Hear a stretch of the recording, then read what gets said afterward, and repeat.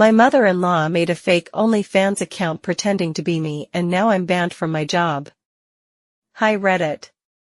I've been lurking here forever, but this is the first time I've posted, and honestly, I wish it was under literally any other circumstance. I'm a 26F, married to my husband Aaron, 28M. We've been together for 5 years, married for 2. He's sweet, reliable, and thoughtful. The kind of guy who writes notes in your lunch and rubs your back without being asked. We have a small home in the suburbs, a rescue dog named Pepper, and I've worked at the same private Christian K-8 school for the last 4 years where I teach 4th grade. I'm your average everyday citizen. I'm pretty vanilla and I like it that way. I keep my head down, I pay my taxes, go to church, and I've never even gotten a speeding ticket. I'm no drama and no fuss. My mother-in-law, on the other hand, well, her name is Candace. She's 55 going on Real Housewives of Suburbia. Always in heels, always with fake nails, heavy lashes, and perfume that chokes the air like bug spray. She's obsessed with her looks and even more obsessed with Aaron. You know that creepy, he's the perfect man and no woman will ever be good enough vibe? That's her. She wore white to our wedding, cried louder than I did at our engagement, and once said she hoped Aaron would marry someone like her. I laughed at the time. But I shouldn't have. Let's get into the insanity. It started with whispers at my job. A few weeks ago, the school principal, Ms. Larkin, a stern woman with a deep bob and clipped words, asked to see me in her office after lunch. Perplexed but not overly concerned, I obliged. Is everything okay? I asked, my hands full of spelling quizzes and coffee. She closed the door behind me with a sigh. Alina, she said, I need to ask you something. Please know that this is coming from a place of concern. Concern? She pulled up a printed screenshot of what looked like me. Except I wasn't wearing a blouse or cardigan. I was in pink lace lingerie, posing in a mirror with a teasing smile and one hand on my hip. It was my face. My body. Even my tattoo, a little fern sprig on my collarbone, was there, but I had never taken that photo. I don't own that lingerie and I had never in my life posted anything remotely close to this. What the hell? I whispered. There's a subscription site, Ms. Larkin continued, clearly uncomfortable. OnlyFans. Someone made an account under your name. Parents have been forwarding us screenshots. They're furious. We've even caught a couple of students passing pictures around. I was frozen. Humiliation burned my gut. My head spun with panic. That's not me. I didn't do this. I swear to you, I said, my voice coming out as a squeak. She nodded, politely, but not convincingly. We're going to have to place you on administrative leave until this is resolved. Please understand, it's a matter of protecting the school's image. She told me the decision was effective immediately and that a substitute teacher would take over until further notice. I stepped out of her office in a daze. As I did the walk of shame to my car, out of my peripheral I noticed a couple of teachers whispering and giving me pitying stares. Apparently word had spread. I averted my eyes and walked a little faster. I needed to get out of there before the tears began to fall. I told Aaron everything the second I got home. He was immediately furious on my behalf. Who the hell would do this to you? He asked. What kind of sick creep? We dug into the account. It was under the name LenaFern94, a variation of my Instagram handle. The page had been up for nearly 2 months, with multiple posts of me, or someone who looked like me, in varying degrees of undress. A few were definitely deep fakes, my face edited onto someone else's body. The others? They looked like stolen images. One was an old swimsuit selfie I posted on Instagram 2 years ago. Another? A candid shot of me in our bedroom, brushing my hair. Whoever made this account knew me and had been inside our house. Aaron was pacing, red in the face. It has to be someone who knows us. Someone with access. That's when it clicked. Candace. It had to be her. She's been acting so oddly lately. I didn't have physical proof, but I had circumstantial. She had been over more often lately, always insisting on dropping in to help, even though I never asked her to. She'd go clean the guest room, take my laundry to help fold it, and once borrowed my laptop while her phone was charging.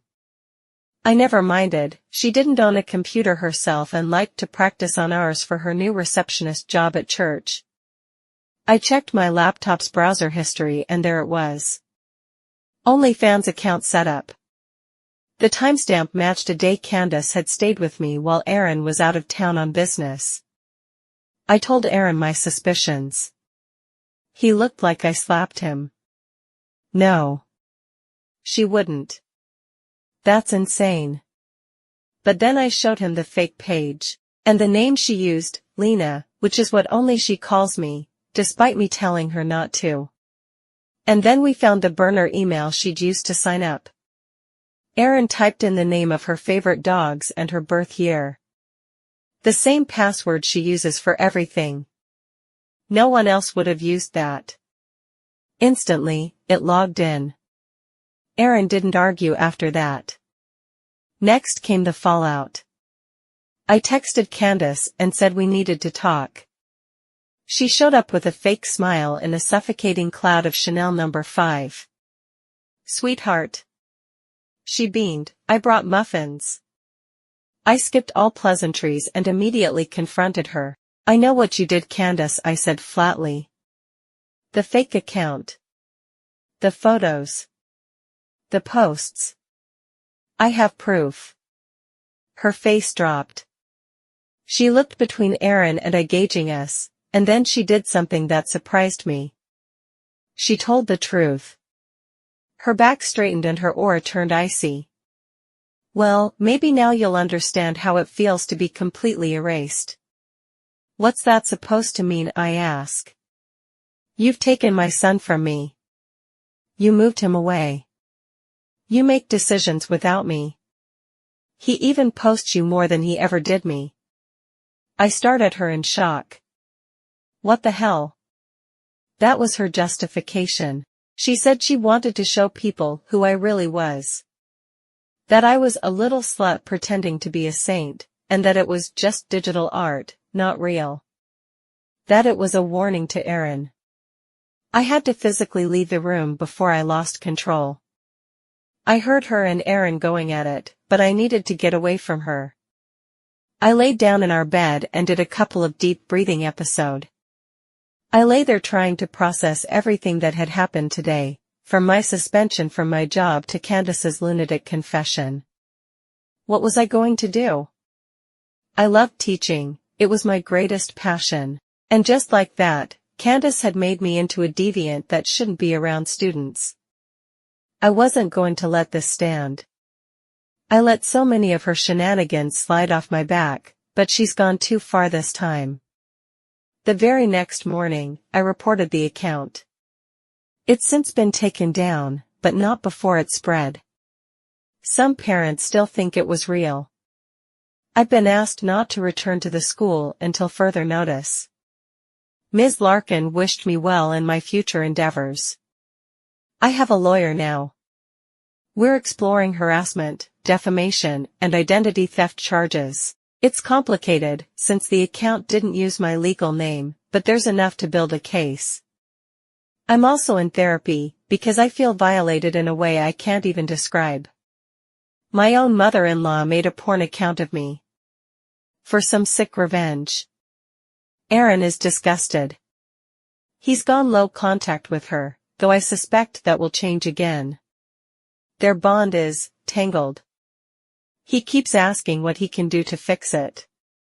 But nothing he says can erase the fact that his mother hunted through our bedroom drawers, took photos of me, and posted them online under my name. Another thing I found out, she was selling my panties both used and clean to the subscribers. Ugh. I feel like I don't even belong in my own skin. I'm hoping in time I can get through this. Update. Hey again. I wasn't planning on updating, but a lot has happened. I honestly wish this was something that wasn't happening to me. Something I could simply laugh about like any other wild mother-in-law story you hear about, but it's just horrible, sad, and ugly. But you all were so kind and validating in the comments and messages. It helped more than I can say. So here goes.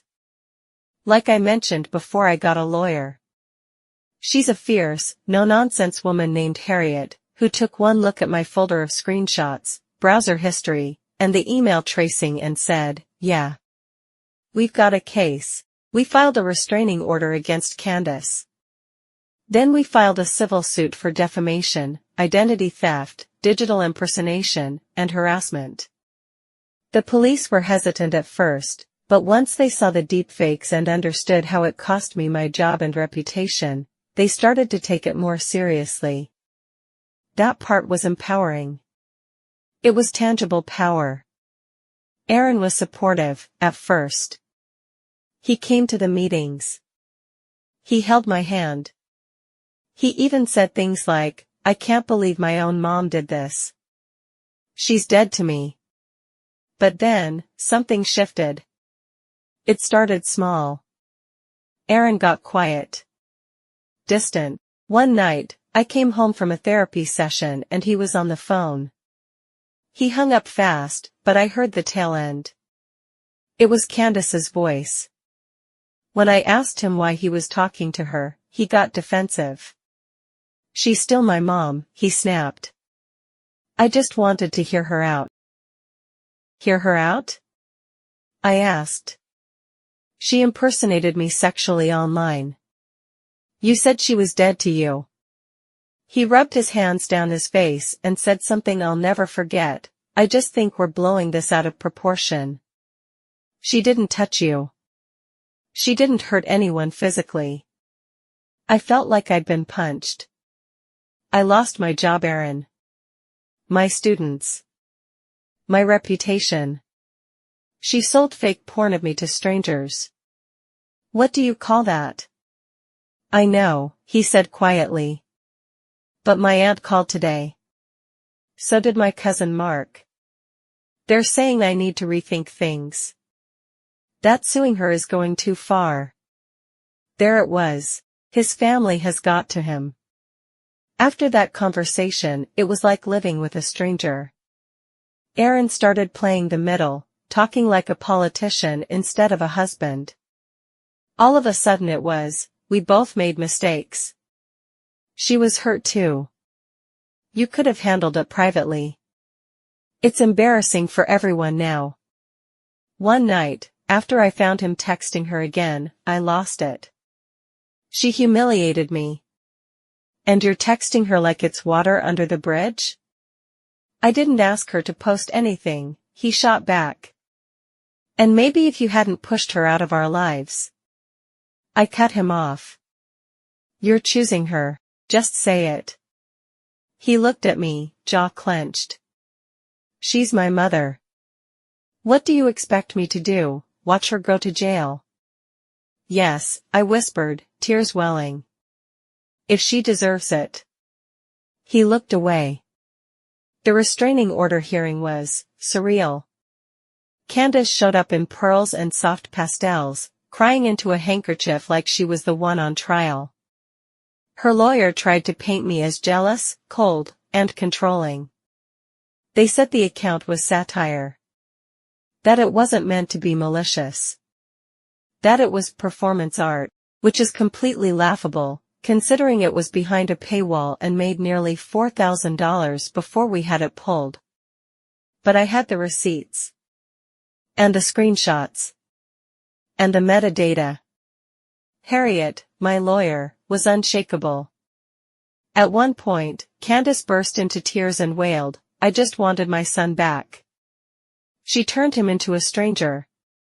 And then there was Aaron. He didn't testify. He didn't say a word to me. Just sat in the back, arms crossed, his face unreadable. When the trial concluded, the judge granted the restraining order. Now we're moving forward with the civil suit. There's a real chance Candace could face actual charges, especially with the new cyber harassment laws in our state. But Aaron? He packed a bag 2 nights ago. Said he was going to stay with his cousin, to clear his head. I know he means Candace. I know she got her claws back in. I told him, if you walk out now, we're done. He hesitated. Said nothing. Then left. And just like that. I'm sleeping in the guest room because our bedroom makes me feel sick. What I've learned. When someone shows you who they are, believe them. I believed Aaron was on my side, but blood runs deep, deeper than marriage, sometimes. His mother waged psychological warfare on me and he flinched the second it got hard. I'm meeting with Harriet next week about the divorce. As for my job, I didn't get it back. But another school, across the city, heard about what happened and reached out. They told me they admired my strength. They asked me to send them my CV. 2 weeks later, after a couple of interviews, I was hired. I cried for 20 minutes after that. So, yeah. I'm heartbroken. Furious. Betrayed. But also weirdly clear. Like the fog is gone. My mother-in-law destroyed my job, my name, and my marriage. But she didn't destroy me. Final update. Honestly, part of me wanted to quietly disappear and just heal. But I promised closure. And I got it. So here it is. The civil case went to trial 3 months after my last update. Candace tried everything to make it go away. She changed lawyers. Played sick. Even started a GoFundMe claiming she was a victim of cancel culture and family betrayal. The comments on it were unhinged. But we came prepared. My lawyer Harriet, bless her, tore through their defense like tissue paper. We had proof of the OnlyFans income deposited into Candace's account. Her IP address tied to the logins. Photoshop files on her phone with my face layered onto suggestive poses. Testimony from a former friend of hers who said she laughed about it. Said she was teaching her son's wife a lesson. Aaron showed up. He wasn't called to testify. He just sat in the back, looking about 10 years older. Pale. Nervous. Like he wanted to melt into the seat. I didn't look at him. Not once. When I took the stand, I was shaking. But I told the truth. I loved my job. I worked with kids. I had students who looked up to me. That was taken away because someone wanted to control me, humiliate me, and invade my identity. I'm not here for revenge. I'm here because I want my life back. I saw Candace roll her eyes. I smiled because the judge saw it too. The jury found in my favor. The damages? $250,000. That's right. $250,000 for emotional distress, defamation, and income loss. Her face crumpled like a sandcastle hit by a wave. Her lawyer actually said, "We'll appeal," but everyone knew that was a bluff. She doesn't have the money. She's going to have to sell her condo. And yes, the fake OnlyFans got her charged criminally. The DA filed 2 misdemeanor charges for digital impersonation and distributing false explicit materials. She pled no contest to avoid jail, but she'll have 2 years probation and can't use any social media without court oversight. As for Aaron, that ship has sailed. After the verdict, I walked out into the parking lot with Harriet. We were halfway to her car when I heard, "Wait." It was Aaron. He looked thinner. Hollow. Like someone deflated him. "I just wanted to say I'm sorry," he said. I didn't answer. I didn't know she'd take it this far. I thought I could reason with her. I thought if I just stayed calm. "You abandoned me," I said quietly. "You sided with the person who destroyed my career.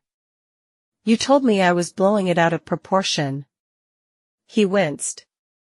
"I was wrong. I let them pressure me. I was scared." I nodded slowly. I was scared too. But I didn't sell my soul to make it stop. He actually teared up.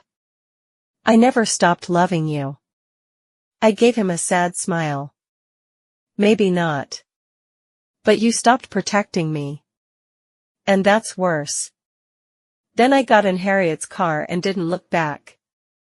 My life now is pretty good. I started a new job last month. Different district. Higher pay. Fewer politics. I told them everything from day one and they said, "Thank you for your honesty. We're lucky to have you."